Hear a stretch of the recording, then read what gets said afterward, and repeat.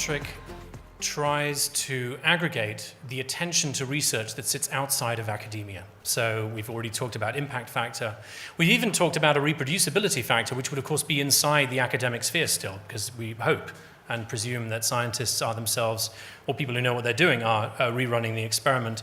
But we make it our business to track the actually now 54 million mentions of research across the web that appear on academic information. And this is the kind of stuff that can't just simply be Googled. So, for example, you will see references within news items to research as it gets covered by the mainstream media. Sometimes that's a simple link. Of course, that's not a Googleable thing. The link itself will be called a study and it'll be hyperlinked out. You may find deep within World Health Organization policy documents on page 50 of a PDF that's sitting on these servers at WHO that it also refers to the same item. But in this case, it is in a human-readable citation, but due to one formatting implication, it means that, for example, the DOI or some other identifier isn't present with it, although they do list the title of the journal. They may give it a title of the author name is in there as well. So we have to track those down in a machine-readable way as well, because arguably there is no customer of ours who would not be interested in finding out that their research is making policy and being combined in policy documents out there. You will see blogs mentioning research as well, of course, with often a great amount of editorial information. And also Facebook on the left or Twitter on the right. These present a unique problem as well. Traditional media monitoring, where you ask a company to listen out for keywords, will not pick this up because a tweet is so short that very often it is simply a link. And in fact, a tweet is so brief that the link itself has been shortened into an unrecognizable bit.ly or fb.me link. And so we make it our business to be able to track these and go through and find out whether they lead to research, and then to aggregate that research on one page. So you can see, here's an item that's been published, here's all the different news articles that have talked about it, all the different blogs, all the different Twitter attention it's received, maybe there are YouTube videos. In fact, there are quite a lot of different sources. I'll list them in a second. But in addition to simply giving you a list of places where something's been mentioned, Altmetric also automatically provides you with demographics. So here is, for example, the news demographics. Where are the news sites from that have been interacting with either one of your pieces of research or the research belonging to a certain group within your organization, or to the entire publication corpus of the whole organization itself.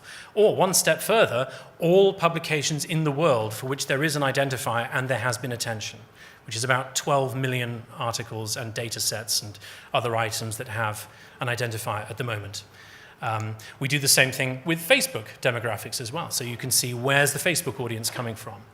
Obviously, Twitter provides the loudest demographics, I won't say the largest, and of course policy as well. If these data are appearing within policy documents, from NICE clinical evidence all the way through to US aid, where are those policy documents being sourced from?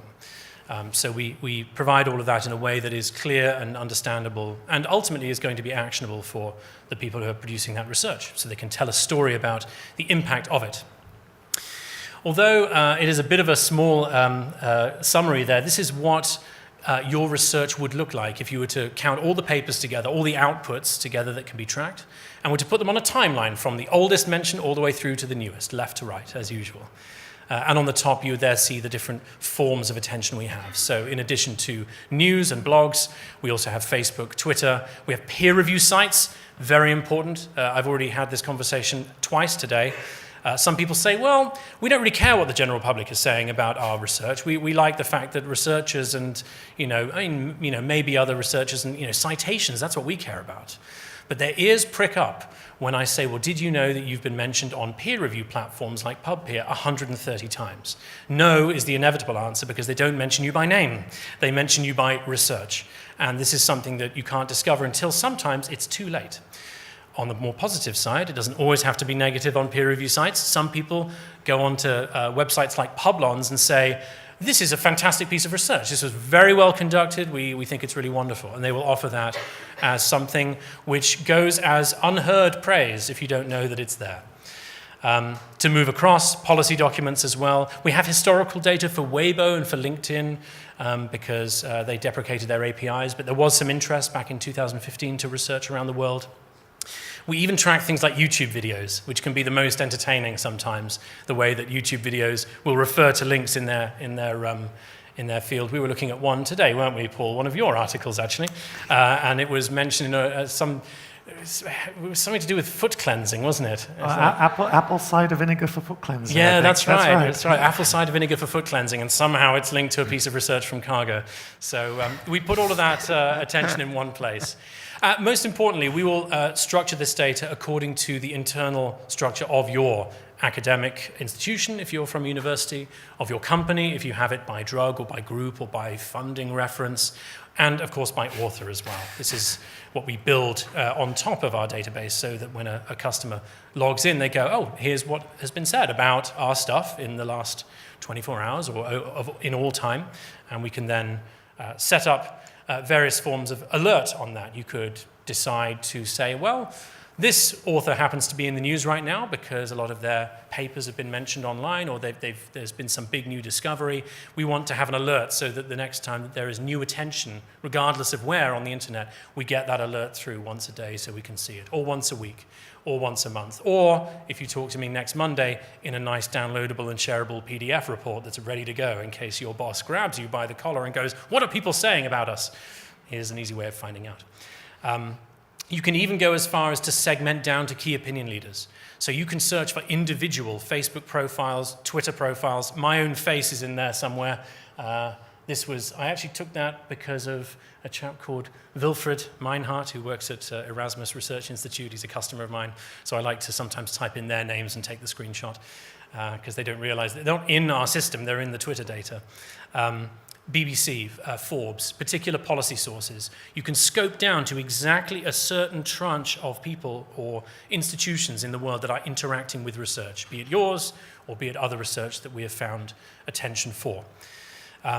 The one thing I didn't take a screenshot of, and which I was just shaking my head at having missed out this morning, was that we give everything a score as well. You'll have seen it before in the video abstracts as well.